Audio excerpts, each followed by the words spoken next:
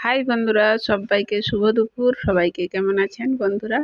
নিশ্চয়ই ভালো আছেন, আমিও ভালো আছি। দেখুন, এখন চলে এলাম দুপুরের খাওয়া দাওয়া নিয়ে বন্ধুরা। এই যে দুপুরে খেতে বসেছি, ভাত নিয়েছি আর এখানে আলু সেদ্ধ আর কুঁদরি আর আলু ভাজা,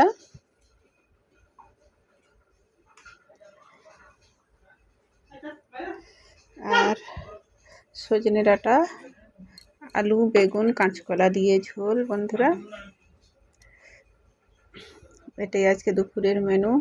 এখন তো নিরামিষ, শ্রাবণ মাস চলছে, এজন্য নিরামিষ হয়েছে। তো বন্ধুরা, দেখা হচ্ছে পরের ভিডিওতে। আপনারা সবাই ভালো থাকবেন।